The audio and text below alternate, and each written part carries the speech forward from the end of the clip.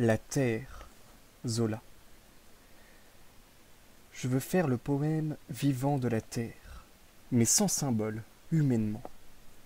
J'entends par là que je veux peindre d'abord, en bas, l'amour du paysan pour la terre.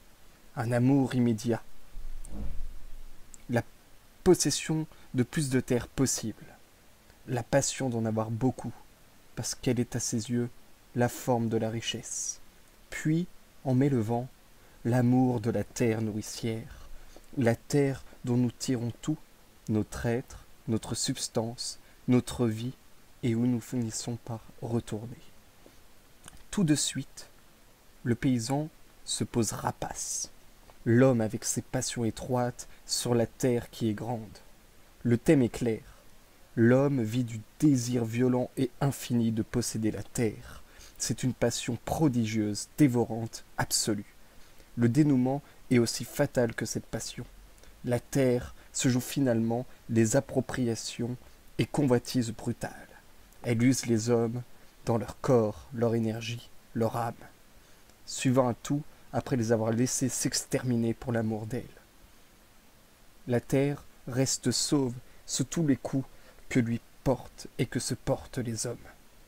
Elle engloutit ceux-ci à la langue, indifférente à l'horreur.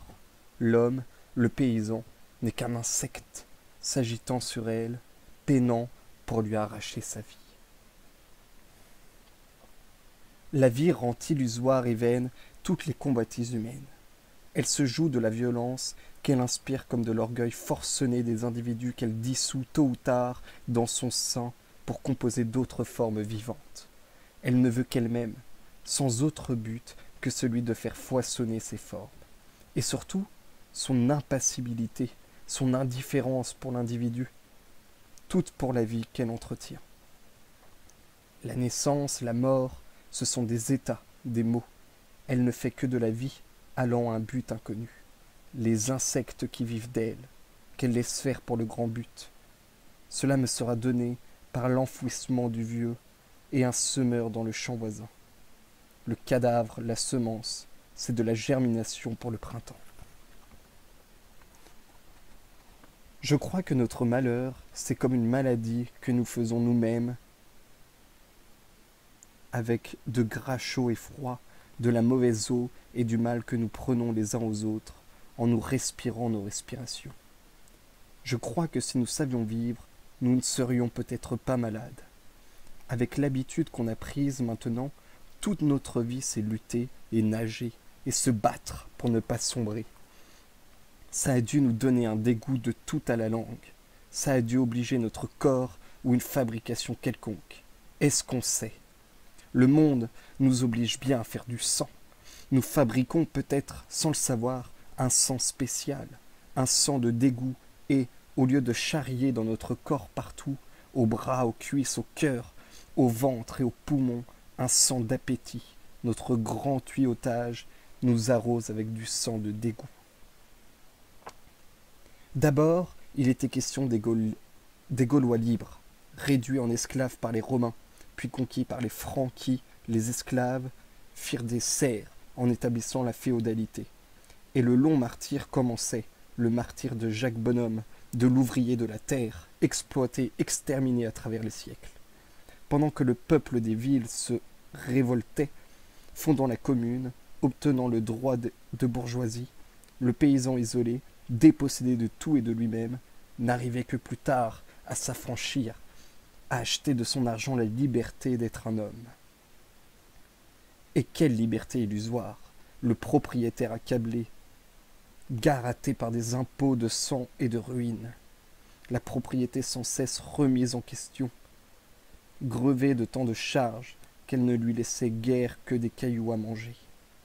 Alors, un affreux dénombrement commençait, celui des droits qui frappaient le misérable. Personne n'en pouvait dresser la liste exacte et complète. Il pullulait, il soufflait à la fois du roi, de l'évêque et du seigneur. Trois carnassiers déférents sur le même corps, dévorant sur le même corps. Le roi avait le sang et la taille, l'évêque avait le dîme, le seigneur imposait tout, battait monnaie avec tout. Plus rien n'appartenait aux paysans, ni la terre, ni l'eau, ni le feu, ni même l'air qu'il respirait. Il lui fallait payer, payer toujours pour sa vie, pour sa mort, pour ses contrats, ses troupeaux, son commerce, ses plaisirs. Il payait pour détourner sur son fond d'eau pluviale des fossés. Il payait pour la poussière des chemins que les pieds de ses moutons faisaient voler l'été aux grandes sécheresses. Celui qui ne pouvait payer donnait son corps et son temps, taillable et corvéable à merci, obligé de labourer, moissonner, faucher, façonner la vigne, curer les fossés du château, faire et entretenir les routes, et les redevances en nature, et les banalités, le moulin, le four, le pressoir, où restait le quart des récoltes, et le droit de guet et de garde qui subsista en argent, même après la démolition des donjons, et le droit de gîte, de prise et pourvoirie, qui, sur le passage du roi ou du seigneur, dévalisait les chaumières, enlevait les paillasses et les couvertures, chassait l'habitant de chez lui, quitta ce qu'on n'anarcha les portes et les fenêtres. Il ne les déguerpissait pas assez vite. Mais l'impôt exercé, celui dont le souvenir grandait encore au fond des hameaux, c'était la gabelle odieuse, les greniers à sel, les familles tarifiées à une quantité de sel qu'elles devaient quand même acheter au roi, toute cette perception inique dont l'arbitraire ameuta et ensanglota la France. Puis venaient enfin les droits de chasse, ces droits de pigeonnier et de garenne qui de nos jours, même abolis, ont laissé un ferment de haine au cœur des paysans. La chasse, c'est l'enragement héréditaire, c'est l'antique prérogative féodale qui autorisait le seigneur à chasser partout et qui faisait punir la mort le vilain ayant l'audace de chasser chez lui. C'est la bête libre, l'oiseau libre, encagé sous le grand ciel pour le plaisir d'un seul. Ce sont les champs parqués en capitainerie que le gibier ravageait, sans qu'il fût permis au propriétaire d'abattre un moineau. Va, pauvre Jacques Bonhomme, donne ta sueur, donne ton sang. Tu n'es pas au bout de tes peines. Le calvaire du paysan, en effet, se déroulait. Il avait souffert de tout, des hommes, des éléments, et de lui-même. Sous la féodalité, lorsque les nobles allaient à la proie, il était chassé, traqué, emporté dans le butin. Chaque guerre privée de seigneur à seigneur le ruinait quand elle ne l'assassinait pas. On brûlait sa chaumière, on rasait son champ. Plus tard étaient venues les grandes compagnies, le prix des fléaux qui ont désolé nos campagnes, ces bandes d'aventuriers à la solde de qui les payait, tantôt pour, tantôt contre la France, marquant leur passage par le fer et le feu, laissant derrière elles la terre nue. Si les villes tenaient, grâce à leurs murailles, les villages étaient balayés dans cette folie de meurtre qui alors soufflait d'un bout à l'autre d'un siècle. Il y a eu des siècles rouges, des siècles où nos plats pays, comme on disait, n'ont cessé de clamer la douleur, les femmes violées, les enfants crasés, les hommes pendus. Ensuite, la famine s'en mêlait, l'imbécile tyrannie des lois immobilisant le commerce, empêchant la libre vente des grains, déterminant tous les 10 ans d'effrayantes disettes sous les années de soleil trop chaud ou de trop longues pluies, qui semblaient des punitions de Dieu. Un orage gonflant les rivières, un printemps sans eau, le moindre nuage, le moindre rayon compromettant les récoltes, emportait des milliers d'hommes. Coup terrible du mal, de la faim, renchérisse brusque de toute chasse, de toute chose, épouvantable misère, pendant lesquelles les gens broutaient l'herbe des fossés ainsi que des bêtes. Et fatalement, après les guerres, après les disettes, des épidémies se déclaraient, tuaient ceux que l'épée et la famine avaient épargnés. C'était une pourriture sans cesse renaissante, de l'ignorance et de la malpropreté, la peste noire, la grande mort, dont on voit les squelettes géants dominer les temps anciens, rasant de sa faux le peuple triste et blême des campagnes. Seulement, qu'est-ce que ça nous a foutu, leur liberté et leur égalité? Est-ce que nous en sommes plus gras après nous être esquintés pendant 50 ans? Alors, en quelques mots lents et pénibles, il résuma inconsciemment toute cette histoire. La terre si longtemps cultivée pour le Seigneur, sous le bâton et dans la nudité de l'esclave, qui n'a rien à lui, pas même sa peau. La terre fécondée de son effort, passionnément aimée, désirée, pendant cette intimité chaude de chaque heure, comme la femme d'un autre que l'on soigne, que l'on étreint et que l'on peut posséder. La terre, après des siècles de ce tourment, de concupiscence obtenue enfin, conquise, devenue sa chose, sa jouissance, l'unique source de sa vie. Et ce désir séculaire, cette possession sans cesse reculée, expliquant son amour pour son champ, sa passion de la terre, du plus de terre possible, de la mâtre grasse qu'on touche, qu'on pèse au creux de la main.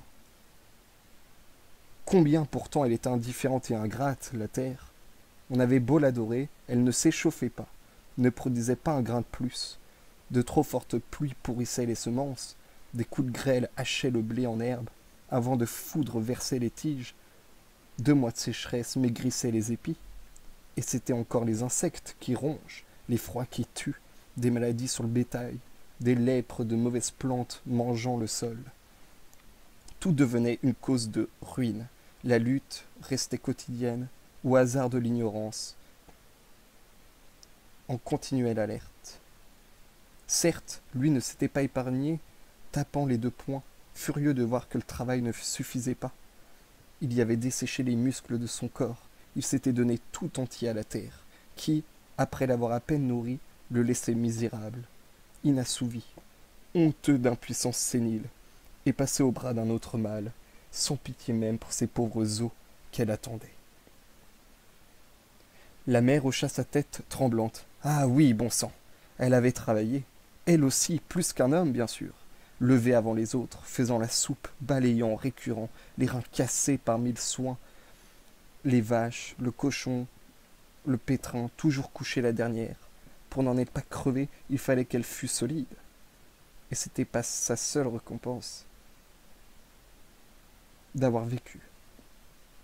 On n'amassait que des rides, bien heureux encore, lorsqu'après avoir coupé des liards en 4, s'être couché sans lumière et contenté de pain et d'eau, on gardait de quoi ne pas mourir de faim dans ces vieux jours.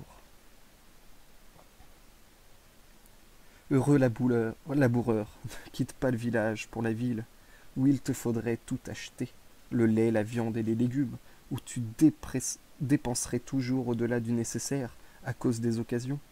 N'as-tu pas au village de l'air et du soleil, un travail, soin, des plaisirs honnêtes? La vie des champs n'a point son égal, tu possèdes le vrai bonheur, loin des lambris d'air. Et la preuve, c'est que les ouvriers des villes viennent se régaler à la campagne, de même que les bourgeois n'ont qu'un rêve, se retirer près de toi, cueillir des fleurs, manger des fruits aux arbres, faire des cabrioles sur le gazon. Dis-toi bien, Jacques Bonhomme, que l'argent est une chimère. Si tu as la paix du cœur, ta fortune est faite.